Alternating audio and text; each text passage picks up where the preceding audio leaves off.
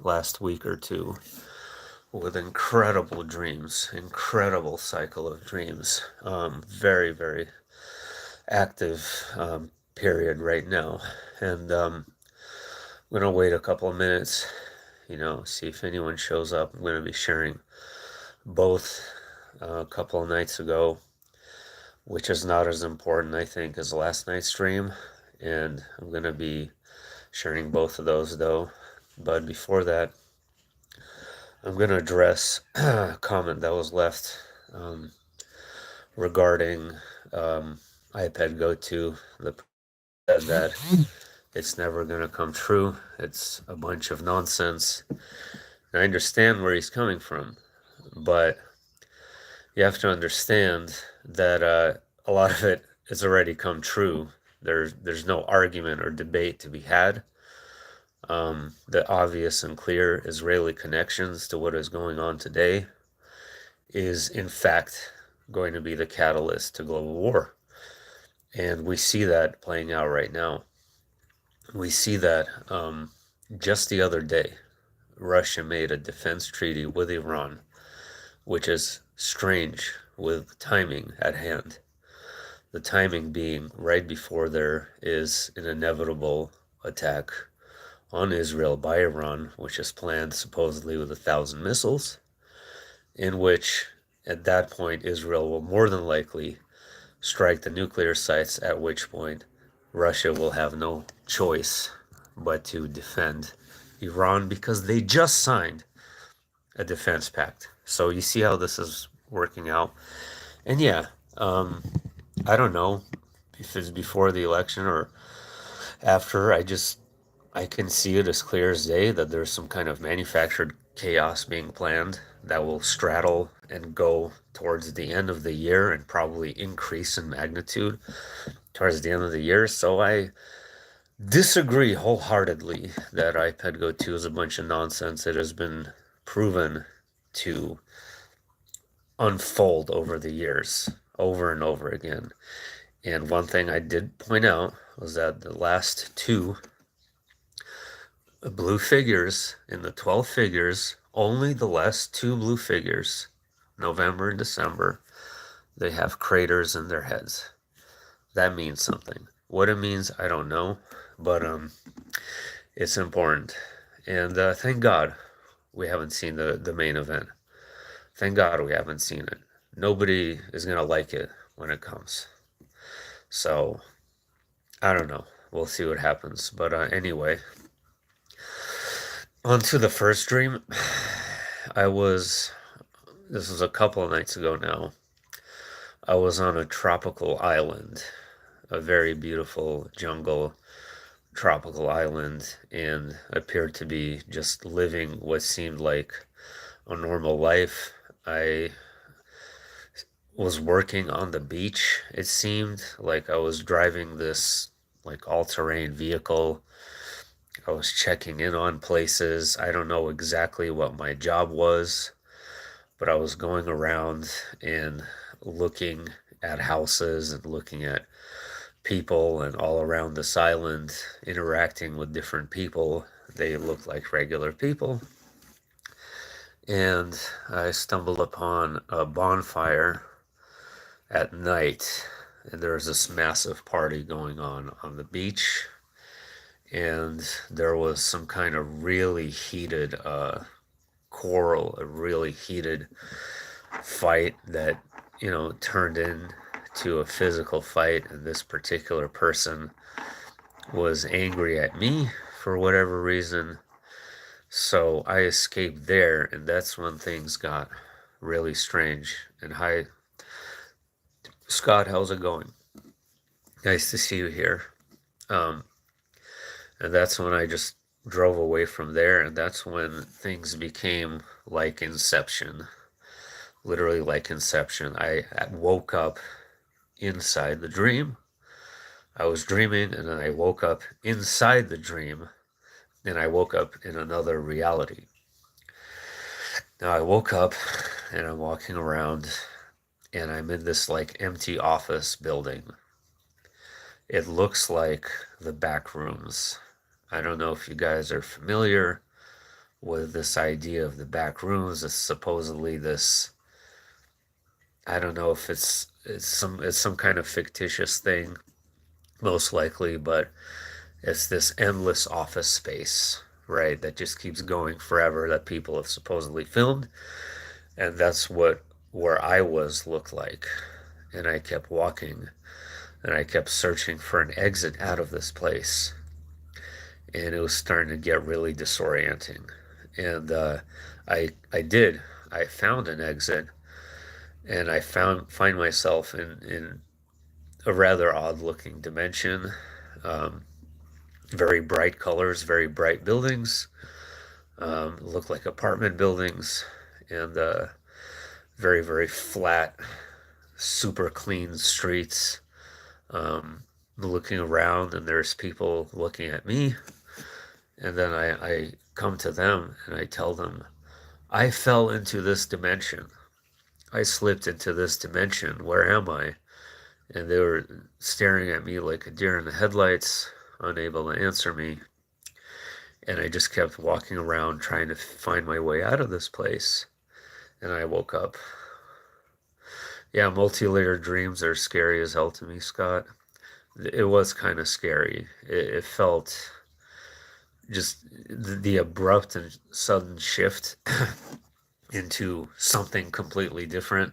I've had this happen before, no doubt, where you're doing one thing and then bam, the whole setting switches. But what's strange about this particular dream is that I specifically said inside the dream, specifically said that I am in another dimension and I slipped into this dimension. And of course, the back room thing, the office space thing, uh, the whole office setting looked very stale and kind of dead and lacking any life or energy.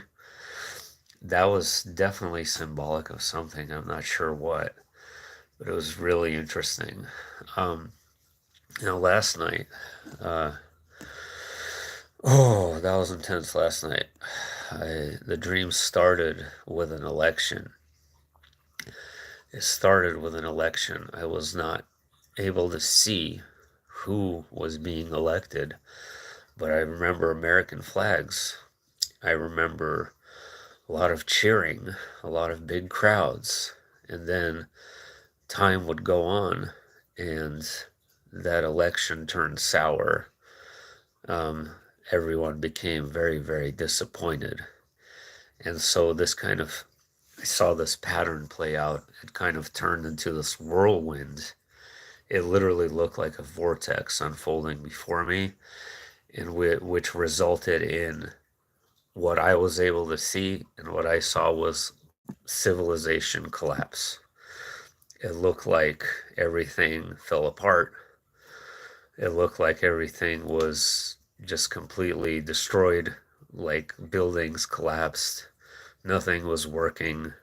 Nothing was functioning in any way, shape, or form. And I saw, disoriented people. Here's the disorientation again. And they're walking on empty roads, and they're just trekking for miles, and they're looking for help. They're looking for help desperately, and they're just really exhausted, really unhappy, and very, very confused. I was able to see confusion in people like I've never experienced confusion in people like this. And so I would see this scene play out in like various locations, basically. And then I'm in Washington, D.C., post Washington, D.C. This was a collapsed city, overgrown, everything, nature taking over buildings, um, very, very dead environment with very lifeless setting, meaning lack of humans. But I started to see humans show up, and I started to see them walking, and they're walking in a line, very, very long line that seemed to be going back for miles. And I see this massive cylindrical cigar shaped craft parked literally on the White House lawn, like some kind of stereotype of aliens. It was literally on the White House lawn. This thing was absolutely massive, probably miles long, and very, very tall. And it had this color to it. It was like a carbon fiber type of very, very sleek design. Very, very, it looked like just one continuous design with no deviation whatsoever, just like this endless carbon fiber appearance to it. And so people were going inside the ship, and there were screens in these massive hallways, and there were screens on either side. And I saw these aliens, I guess. They had like a aqua color to their skin, but they looked very human. Their color actually was pretty similar. Their skin color was like this bottle right here, brought out as an example, looks very similar to that. And they were kind of repeating the same message over and over again, that they were here to rescue us. They were going to take us to a better world, blah, blah, blah. And I never actually saw any of these aliens appear before anybody in person, but I did get the sense in the dream that they did appear in person before select groups of people, but I wasn't. I was like part of some family just marching in a line, like endlessly marching in this line. And the interior of the ship was very interesting. Very, very interesting looking designs, columns that these like half archways that intersected each other. There was these massive, massive rooms that almost look like auditorium like settings. Um, Very interesting design with colors and patterns that looked highly unusual. Um, and then everyone was had like sleeping quarters. There were like these tiny little rooms where there would just be enough space to just, be in for a short time. And everyone was like assigned a room. And I just remember seeing the screen over and over, repeating the same message about them taking us elsewhere. And so enough people arrived inside the ship to where it announced that it is taking off. And so we began to ascend. So this cigar-shaped cylindrical craft began to ascend very, very, very slow.